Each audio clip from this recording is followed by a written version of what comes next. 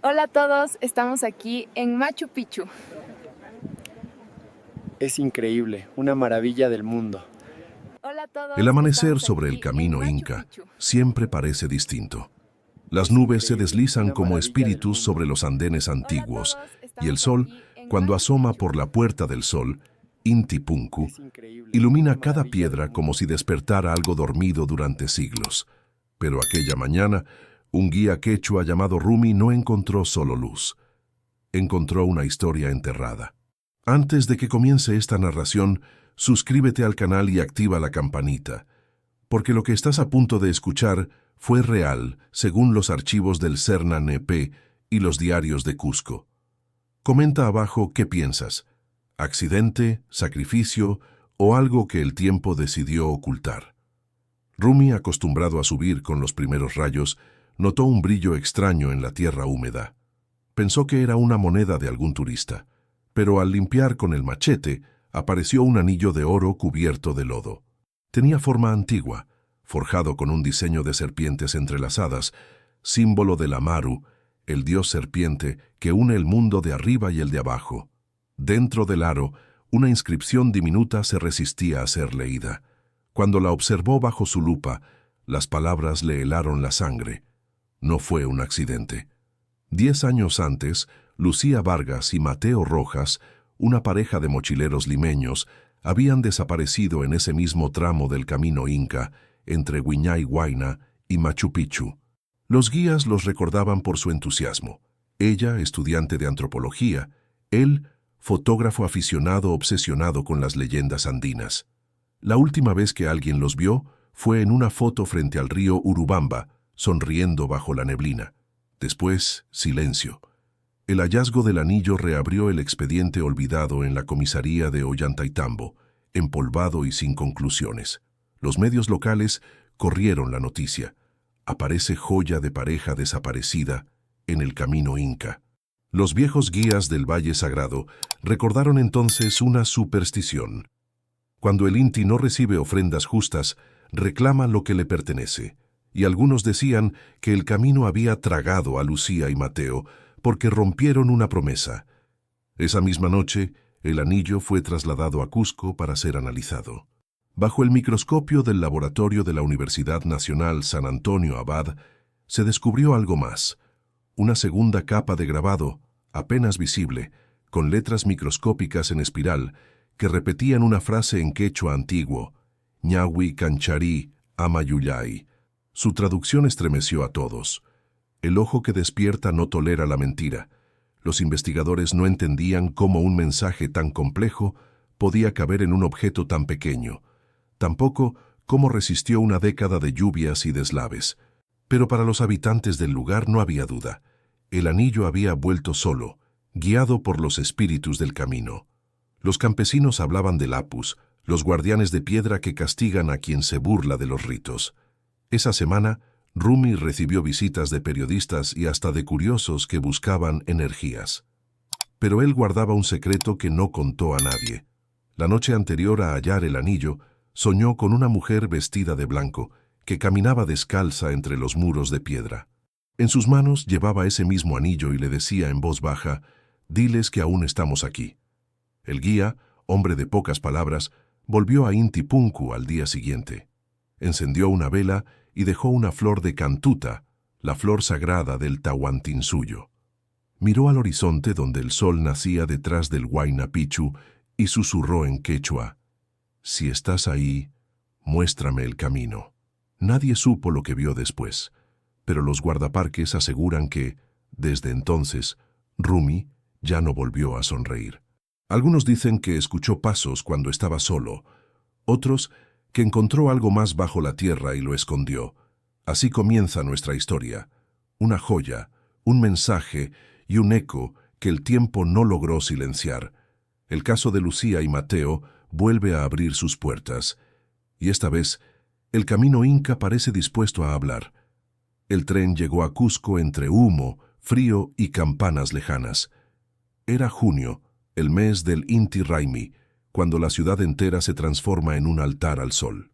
Desde la estación de Huanchac hasta la plaza de armas, Los balcones coloniales estaban cubiertos de banderas multicolores del Tahuantinsuyo. Músicos de huayno y zampoñas llenaban el aire de un ritmo que parecía pulsar en el corazón de cada viajero. Entre ellos caminaban Lucía Vargas y Mateo Rojas, tomados de la mano, con las mochilas al hombro, y la ilusión de quien cree que el amor puede desafiar al tiempo y a los dioses. Ella había planeado aquel viaje como una promesa, un cierre de ciclo, antes de partir a estudiar arqueología en México. Él, fotógrafo de bodas frustrado por la rutina limeña, soñaba con publicar su primer documental independiente, El Camino que Despierta. Cusco era para ambos algo más que un destino turístico, era una cita con algo sagrado, aunque ninguno supiera aún con qué. Desde su hostal en el barrio de San Blas, subieron juntos hasta el Coricancha, el antiguo templo del sol. Mateo encendió su cámara mientras Lucía tocaba las piedras lisas del muro inca. «Mira», le dijo ella, «esto no es solo historia, es energía viva». Él sonrió y le tomó una foto. La luz del mediodía le envolvía el rostro como si el Inti la reclamara. Más tarde, en Sacsayhuamán, entre las murallas ciclópeas y los vendedores de chullos, compraron una pulsera tejida con hilos rojos y amarillos. La mujer que la vendía les advirtió: «Quien camina el Capac Ñan debe hacerlo con respeto. Cada paso es una oración. Si rompen la promesa, el camino se cobra su precio». Ellos rieron, pensando que era solo folclore. Esa noche, en el mercado de San Pedro, probaron chicha morada con canela, anticuchos y mazamorra morada. Entre los vapores del maíz hervido y los coros improvisados de campesinos, Mateo le pidió a Lucía grabar una entrevista para su proyecto. «Quiero mostrar cómo el camino inca no es solo piedras y turistas, sino memoria viva», dijo. Ella respondió: «Entonces graba esto. El amor también es una caminata, pero sin mapa». Él apagó la cámara y la besó. Sin embargo, entre la alegría de la fiesta y las luces del Inti Raymi, había sombras. El padre de Lucía, un empresario limeño, le había advertido que ese viaje era una pérdida de tiempo. Quería que su hija ingresara al consulado cultural, no que siguiera aventuras espirituales. Mateo lo sabía, pero nunca se lo dijo a ella.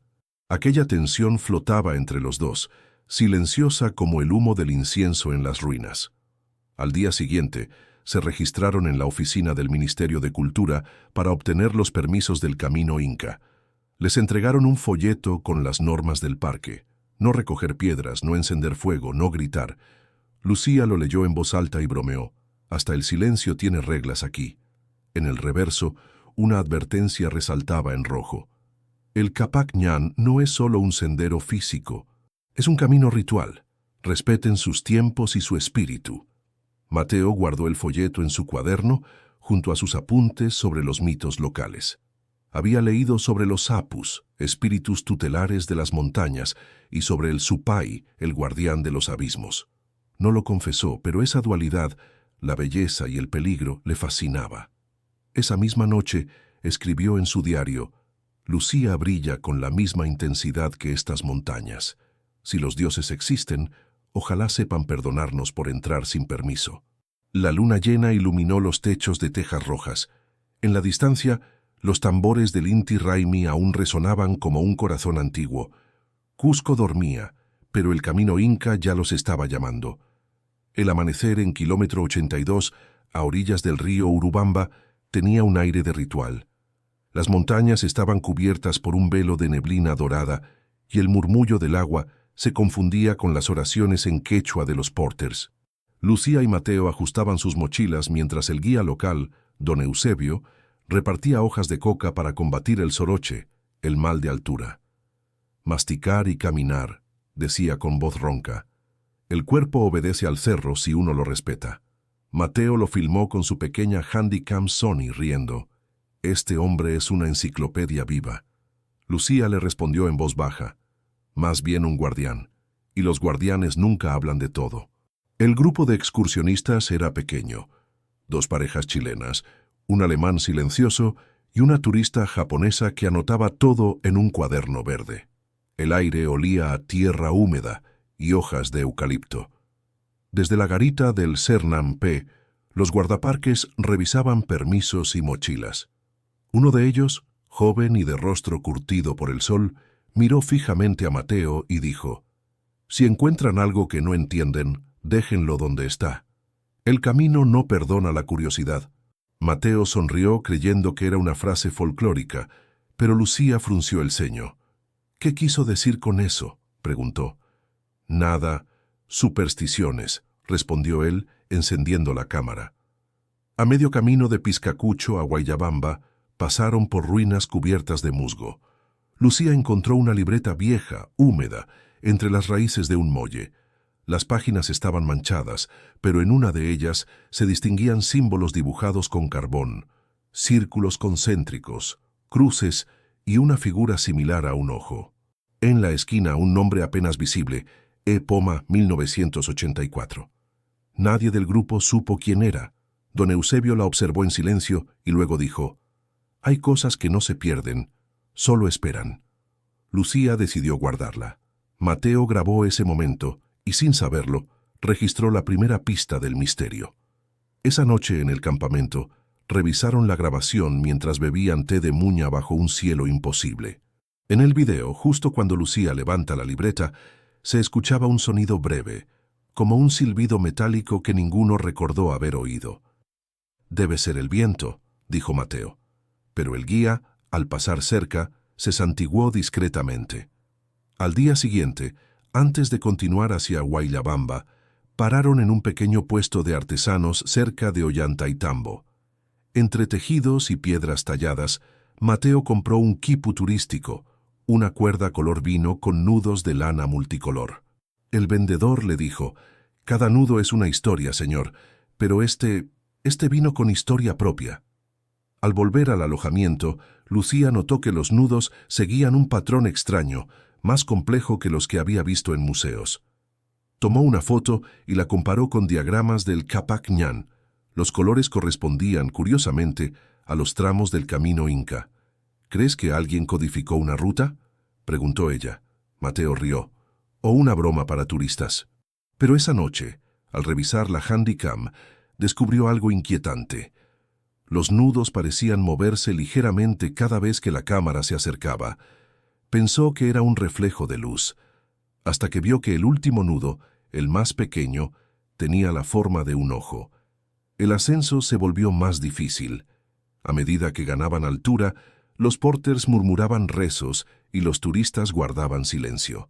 En el puente de madera sobre el Urubamba, Lucía se detuvo a observar el reflejo del agua.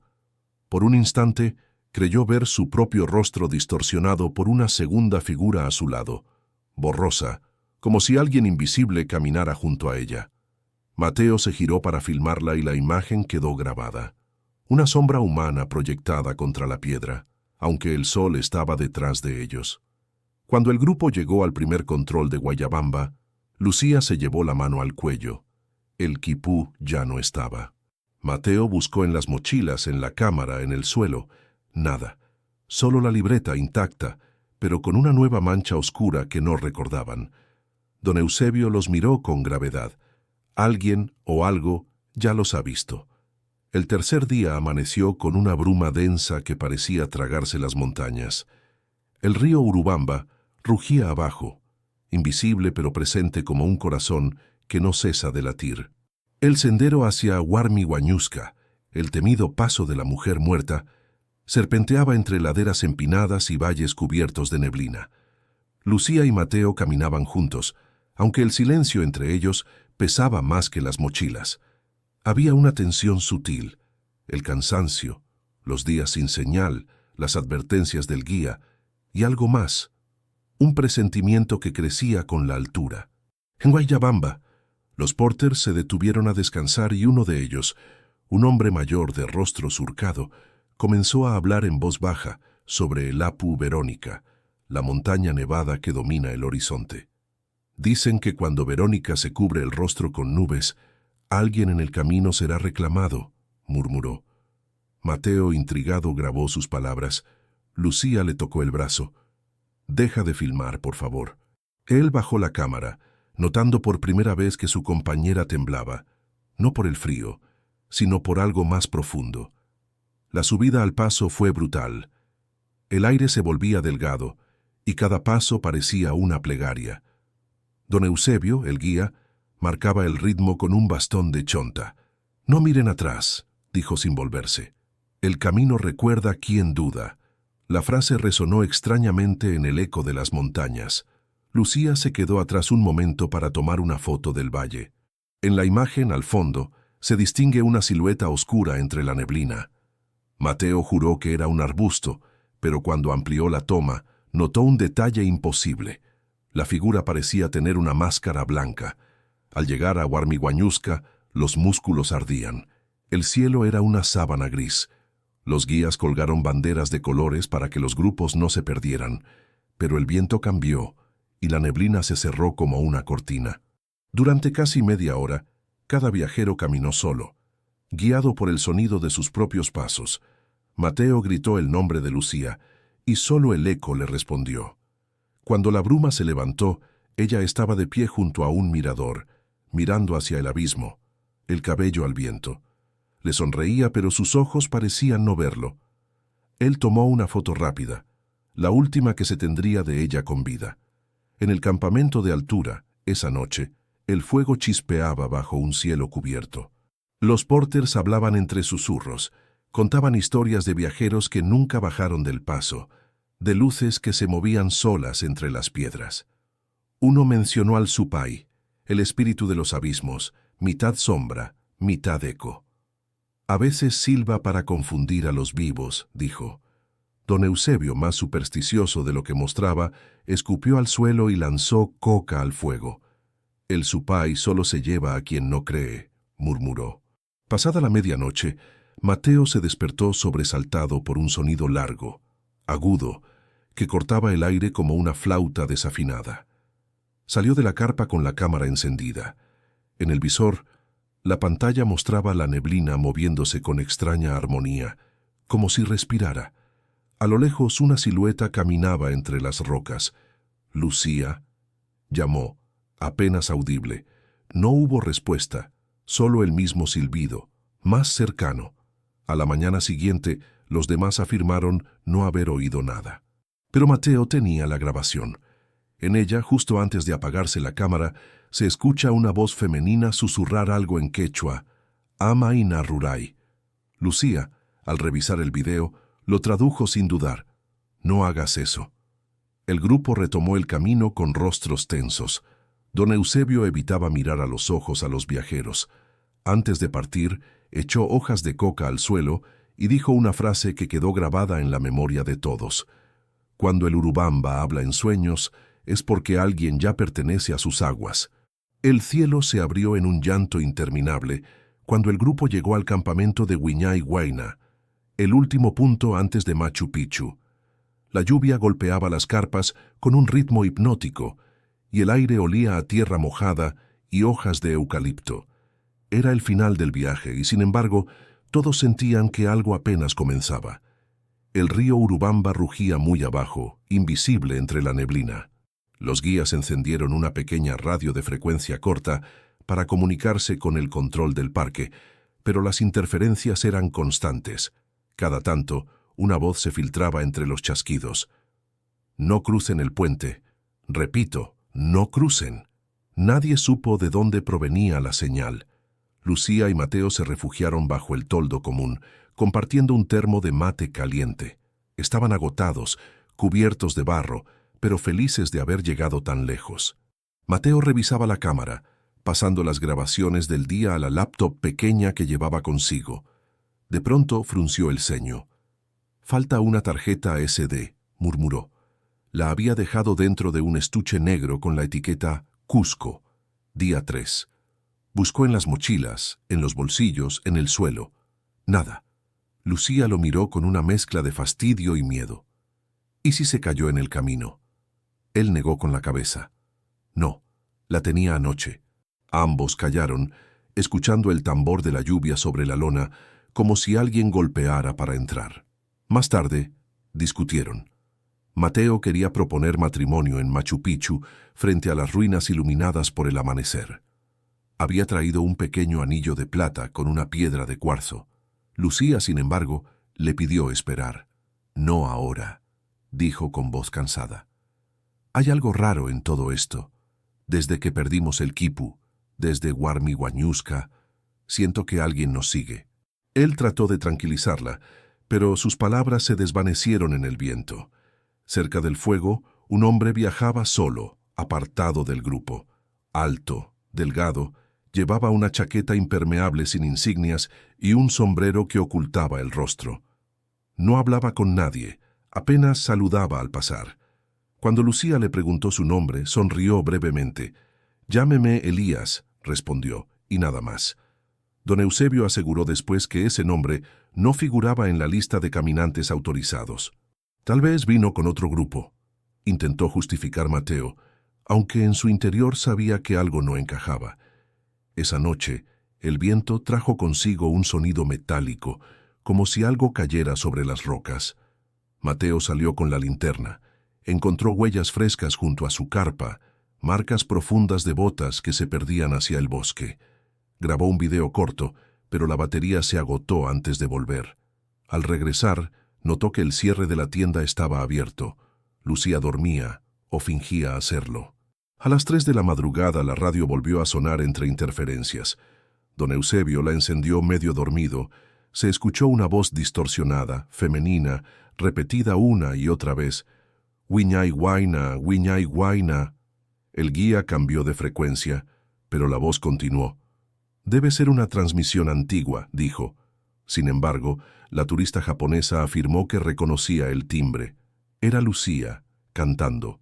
Nadie le creyó. Al amanecer, el silencio era tan espeso que parecía material. Las carpas goteaban, los porters recogían sogas empapadas. Don Eusebio fue a despertarlos, pero la tienda de Lucía y Mateo estaba vacía. Dentro, las mochilas seguían cerradas, los sacos de dormir intactos. Solo la cámara, apoyada sobre una piedra, mostraba un video inconcluso. Lucía riendo, girando bajo la lluvia, y al fondo una figura borrosa con el mismo sombrero que el extraño viajero.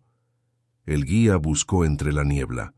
No había huellas, ni pasos, ni ecos. Solo el rumor del Urubamba mezclado con el canto lejano de un torito de Pucará, puesto como ofrenda sobre una roca.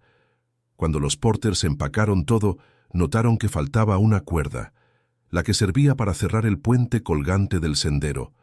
Nadie cruzó ese día. El camino, dicen los que estuvieron allí, cerró su boca en silencio. Durante las primeras 48 horas, la desaparición de Lucía Vargas y Mateo Rojas fue tratada como un extravío más en el camino inca. El CERNAMPE y la policía de alta montaña activaron el protocolo habitual. Helicópteros sobrevolando los valles, drones, perros rastreadores.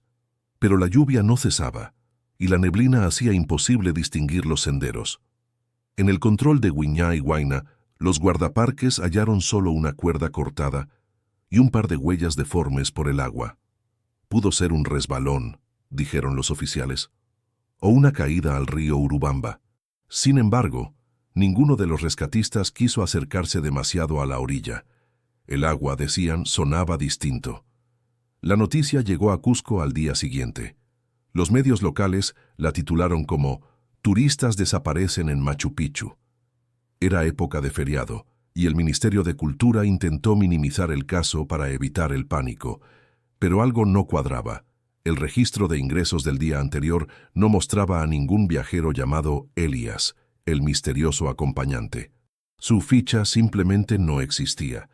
Los porters aseguraron que lo vieron cenar con ellos, pero en las fotografías del grupo, el espacio donde debía estar su figura aparecía vacío, cubierto por manchas blancas de luz. Desde Lima, los padres de Lucía presionaron para enviar un equipo privado de búsqueda. El padre de Mateo, en cambio, evitó la prensa. Un vecino reveló que su hijo investigaba leyendas andinas y tenía contactos con coleccionistas de piezas arqueológicas. Pronto, surgió una nueva teoría: tráfico informal de arte prehispánico. Según la policía, Lucía y Mateo habrían encontrado un objeto de valor, quizás el quipu o la libreta con símbolos, y habrían sido perseguidos por contrabandistas. Una hipótesis cómoda, murmuró el guía don Eusebio. Así no tienen que mirar al camino. Los días se transformaron en semanas. Los helicópteros dejaron de volar. Las carpas del campamento fueron retiradas. Solo quedó una cruz improvisada con palos de bambú. Pero en los pueblos cercanos, la historia tomó otro rumbo. En Urubamba, un periodista local, Raúl Guamán, comenzó a escribir una serie de notas que pronto se viralizaron. Aseguraba que el caso tenía similitudes con relatos antiguos sobre el Pixtaco, el ladrón de grasa humana que, según las creencias, ronda los Andes desde la colonia. Guamán entrevistó a campesinos que afirmaban haber visto a un hombre de sombrero cargando un bulto al amanecer, cerca del puente cerrado. No caminaba, dijo uno, se deslizaba. Sus artículos mezclaban datos reales con supersticiones. En uno de ellos mencionó los retablos ayacuchanos, pequeñas cajas decoradas con figuras religiosas, pero que en los talleres clandestinos servían como mensajes cifrados. Algunos, afirmaba, incluían microtextos en quechua con advertencias o confesiones. En una de las piezas confiscadas en el mercado de San Blas, Guamán halló una frase escrita en espiral: «El sol no quiere testigos». Los expertos creyeron que era una coincidencia, pero el periodista insistía. Lucía estudió antropología, sabía leer los símbolos, tal vez descubrió algo que no debía. Mientras tanto, en Cusco, la familia Vargas colocó carteles con los rostros de los jóvenes en cada esquina. «No desaparecieron solos», repetía la madre de Lucía ante las cámaras. «El camino no se traga a la gente hace que el camino la trague». Su voz se convirtió en eco de la desesperación colectiva. En Lima, un canal sensacionalista transmitió un especial titulado «Los secretos del camino inca», donde se mezclaban drones, animaciones y testimonios de chamanes. Mostraban el video recuperado de la cámara de Mateo, el último fragmento antes de la pérdida. En la grabación se veía a Lucía bailando bajo la lluvia y una figura al fondo, apenas visible, que parecía levantar la mano.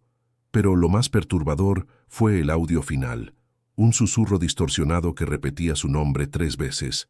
El caso se convirtió en un espejo del país, entre ciencia y mito, entre fe y corrupción. El gobierno cerró temporalmente el acceso a la zona, pero los guías sabían que el silencio no duraría. En las noches de luna nueva, decían, aún podía oírse un eco femenino sobre el Urubamba.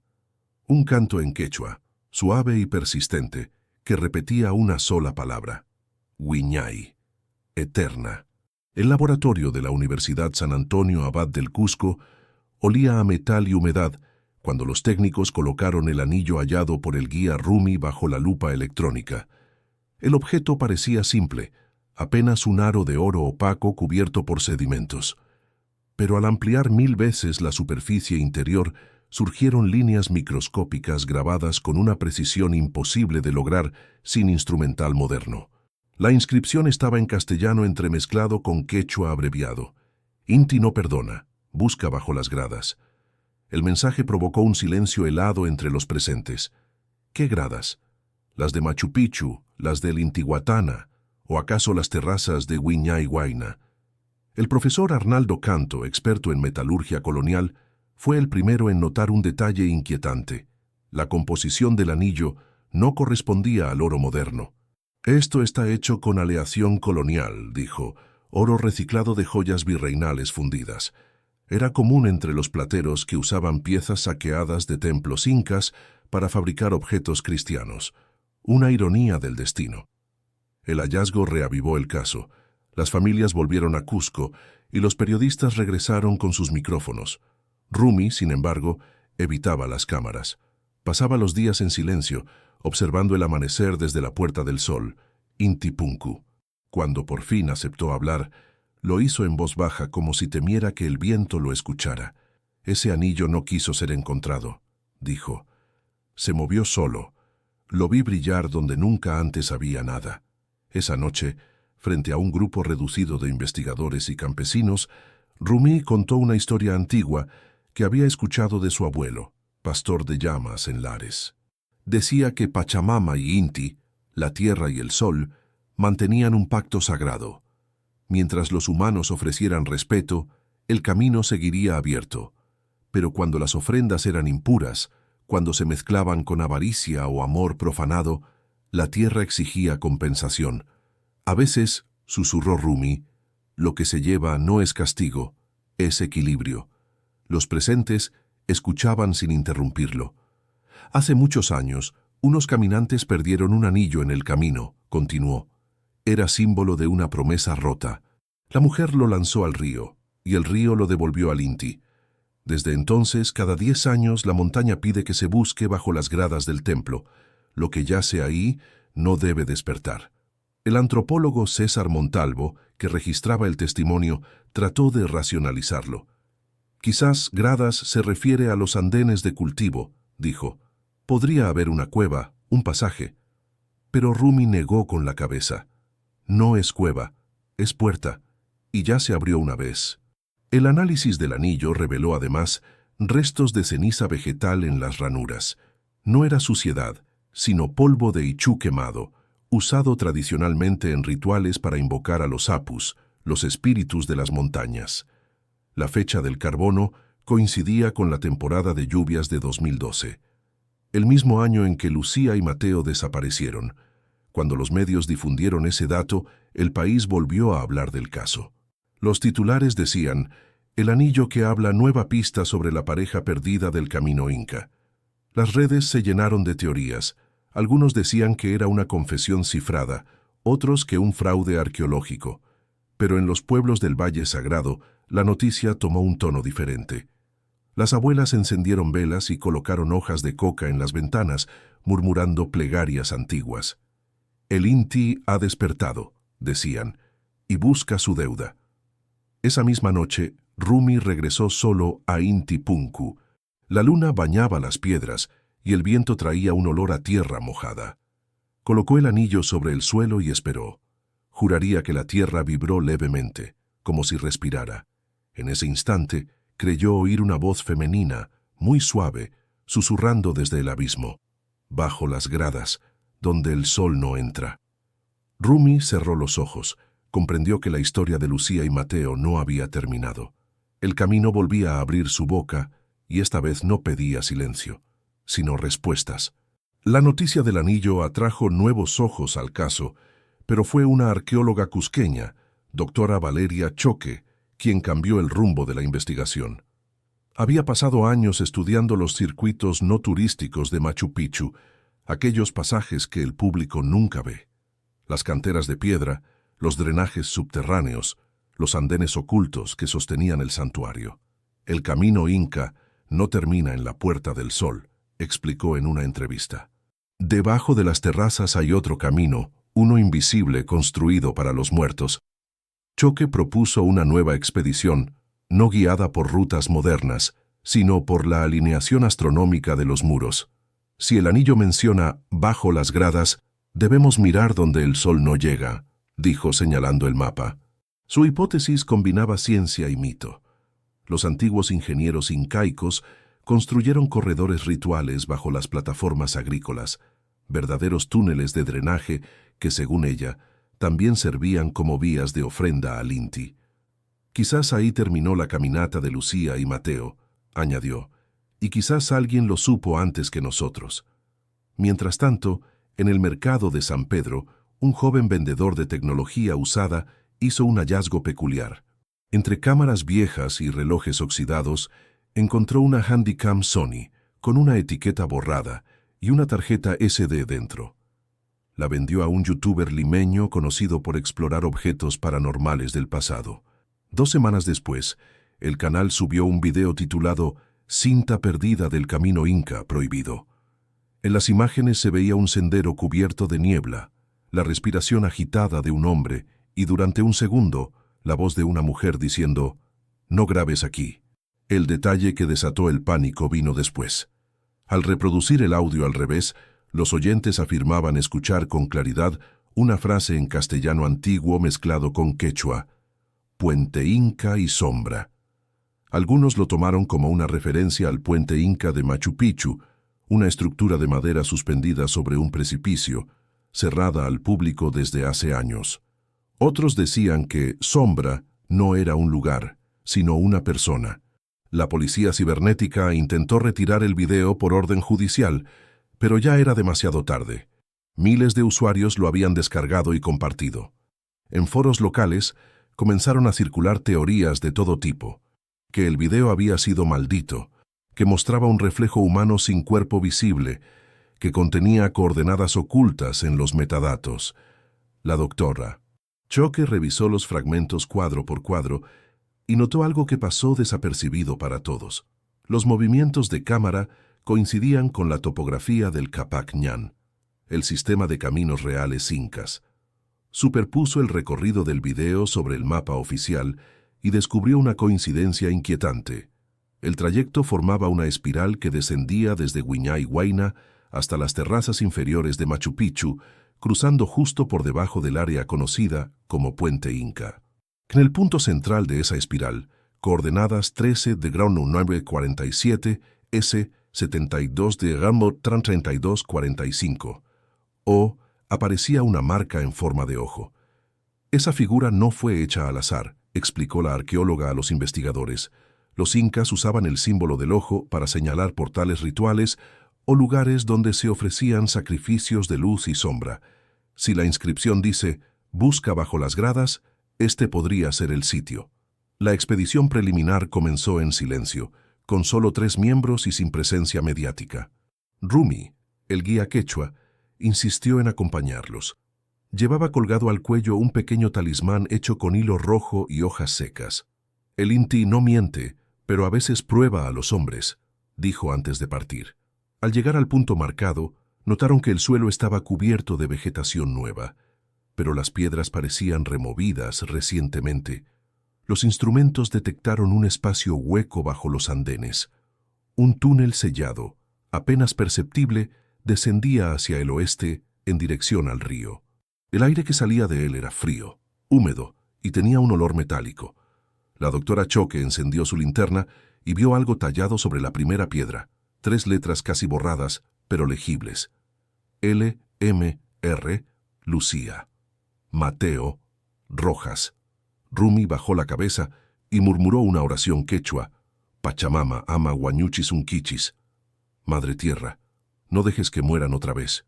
El puente Inca permanecía cerrado desde hacía años. Un letrero oxidado advertía en 3 idiomas: acceso restringido, peligro de muerte.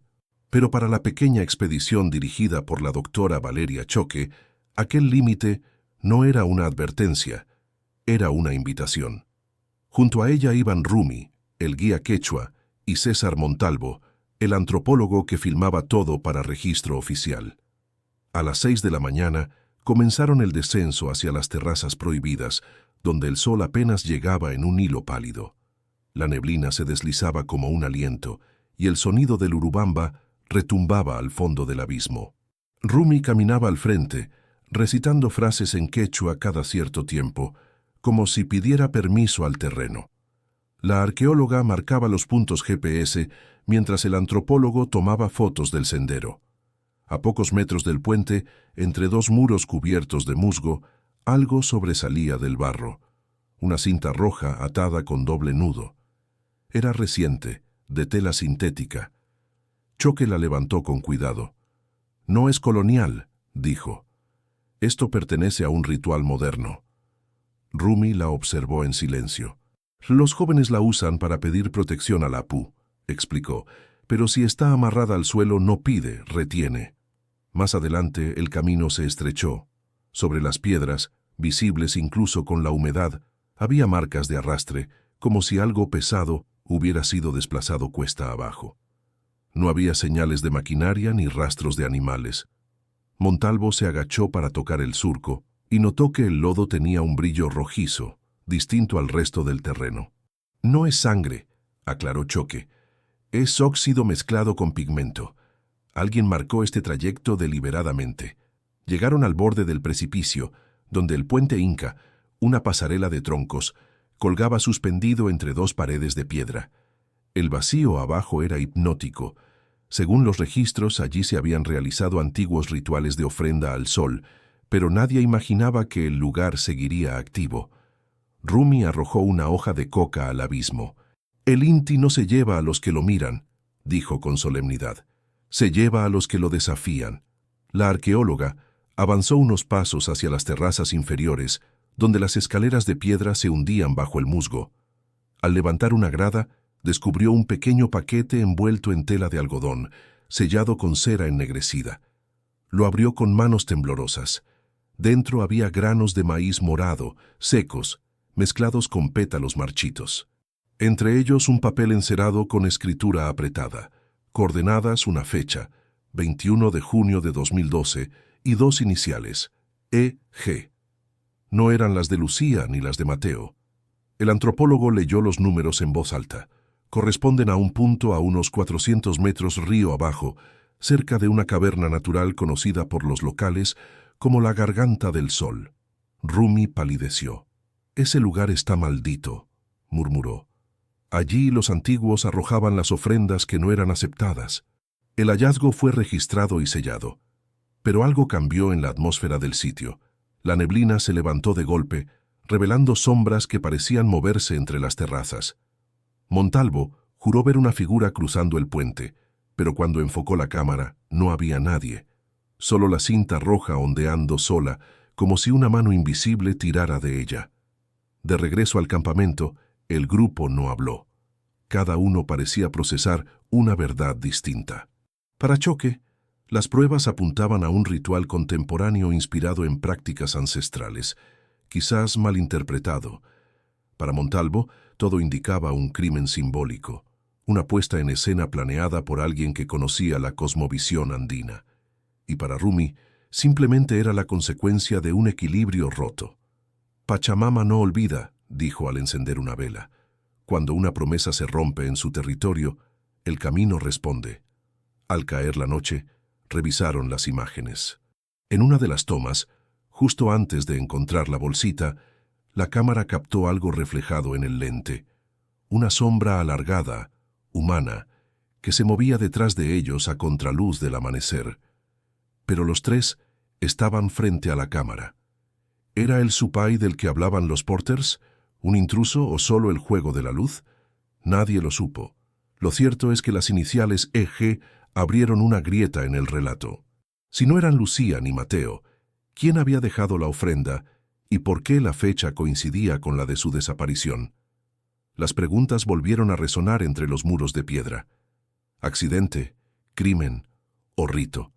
El amanecer del 24 de junio, día del Inti Raymi, tiñó Cusco de oro y humo. Las montañas se encendieron como altares vivos y en el aire se mezclaban los cantos quechuas y los tambores del Festival Solar. Era el mismo escenario en que, 10 años atrás, Lucía y Mateo habían comenzado su travesía. Pero esta vez no había mochilas ni promesas, sino una ceremonia silenciosa. En el centro de la explanada de Sacsayhuamán, sobre una mesa de piedra, descansaba el anillo hallado en Inti Punku. El caso, después de meses de investigación, había llegado a una conclusión oficial: muerte accidental por caída durante una tormenta. Sin embargo, todos sabían que esa versión no era más que un alivio burocrático. Los documentos filtrados revelaban algo más oscuro.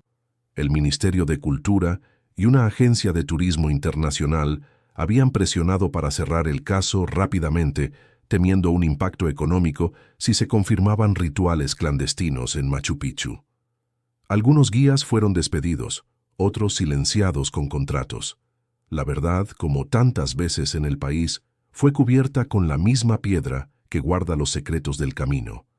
La doctora Valeria Choque renunció públicamente.